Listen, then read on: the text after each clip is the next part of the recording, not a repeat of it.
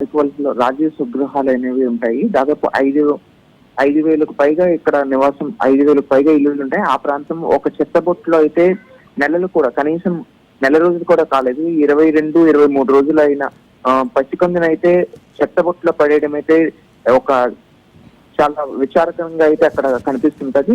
పూర్తిగా అయితే ఆ యొక్క చనిపోయేటప్పుడు పడేశారా లేకపోతే ముందుగానే పడేశారనే విషయం కూడా తెలుసు ఇంకా ఇప్పటికీ కూడా తెలియలేదు. జాతీయ రహదారికి ఆనుకొని అయితే మెయిన్ రోడ్ హైవే రోడ్కి ఏదైతే ఉంటుందో ఆ అన్నా క్యాంటీన్ ఉంటుంది. అన్నా క్యాంటీన్ పక్కనే ఉన్న ఒక చెత్త కుండీ అయితే ఈ యొక్క మృతదేహాన్ని అయితే పడేయడం అయితే జరిగింది. అది ఉదయాన్నే దాన్ని తీయడానికి అయితే మామూలుగా ఆ ప్లేసెస్ కి జనరల్ పబ్లిక్ అయితే ఉదయం పనులకు వెళ్లే వాళ్ళు వస్తూ ఉంటారు. ఆ ప్లేస్ కి అక్కడికి రావడంతో ఒక్కసారిగా స్మెల్ రావడంతో ఏమైందని చెత్తబుట్ట ఓపెన్ చేసి చూసేసరికి మొత్తం కూడా ఆ యొక్క పసికందు మృతదేహం అయితే అందులో లభ్యమైతే కావడం అయితే జరిగింది. దీనికి సంబంధించి స్థానికంగా పిఎంపాలెం పోలీసులకు సమాచారం అందించడంతో స్థానికంగా అక్కడ పోలీసులు చేరుకొని దానిపైన దర్యాప్తు చేస్తూ ఉన్నారు. నిత్యం కూడా ఇటువంటివి విశాఖ పరిసర ప్రాంతాల్లో ఇటువంటి ఘటనలు చోటు చేసుకోవడంపై సిపి కూడా దీనిపైన ప్రత్యేక దృష్టి పెట్టి అసలు దీనికి కారకులు ఎవరైనా విషయాన్ని కూడా తెలుసుకోవాల్సిన అవసరం ఎంతైనా ఉందనే విషయాన్ని కూడా సిపి తెలియజేసేందుకు ప్రయత్నం అయితే చేస్తున్నారు.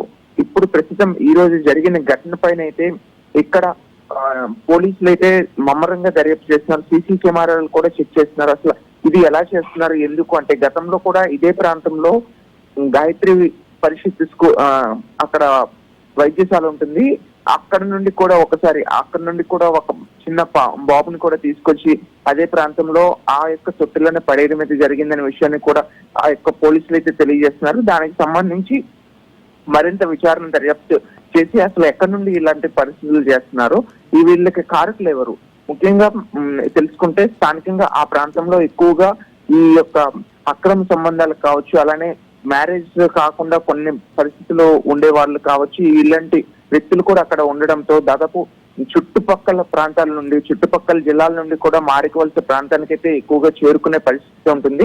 ఆ ప్రాంతంలో ఇటువంటి పొరపాట్లు జరుగుతున్నాయని అసలు ఎవరు ఇలాంటి పనులు చేసి ఒక చిన్న పిల్లల్ని ఇలా పెట్టేయడాన్ని అయితే ఇక్కడ పోలీసులు అయితే తీవ్రంగా దీనిపైన దర్యాప్తు చేసే ప్రయత్నం చేస్తున్నారు. అలానే స్థానికులు కూడా ఎవరైతే ఇలా చేశారో తెలుసుకునే ప్రయత్నాన్ని కూడా చేసేందుకు స్థానికులు కూడా సపోర్ట్ చేస్తున్న విషయాన్ని కూడా ఇక్కడ పూర్తిగా మనకు తెలిసింది.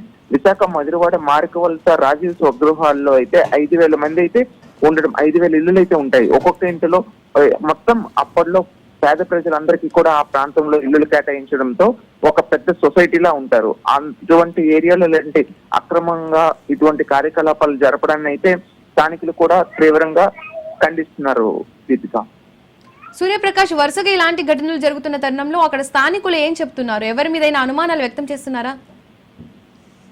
ఇది ముఖ్యంగా స్థానికులు అంతా ఏం చేస్తున్నారంటే ఇక్కడ హౌసెస్ లో కొన్ని ఇళ్లలో అద్దెలకు ఇవ్వడము, ఇల్లీగల్ గా ఏమైనా కొన్ని ఎఫెక్ట్స్ కానీ పర్సనల్ ఇష్యూస్ సంబంధించి కానీ వాళ్ళు ఏవైనా తగాదాలు ఉన్నా సరే ఇలా పిల్లల్ని వాళ్ళ మ్యారేజ్ లైఫ్ ని పక్కదో పెట్టి పిల్లల్ని కూడా ఇలా పడేయడంతో ఉండడం అయితే జరుగుతుంది. ముఖ్యంగా ఎవరైతే అద్దెలకు వస్తున్నారో, బయట నుండి అయితే అద్దెలకు వచ్చి ఇక్కడ నివాసం ఉంటున్నారో, అలానే లివింగ్ టుగెదర్ కి సంబంధించి ఎవరైతే ఉంటున్నారో వాళ్ళపైన చర్యలు తీసుకునే విధంగా అయితే వాళ్ళపైన దృష్టి పెట్టేందుకైతే మేము ఎక్కువగా తీసుకెళ్తామన్న విషయాన్ని అయితే స్థానికంగా మారికవలస రాజీవ్ స్వగృహాల్లో నిర్వహిస్తున్న స్థానికులు అయితే తెలియజేస్తున్నారు. Deepika, right Suryaprakash, thank you.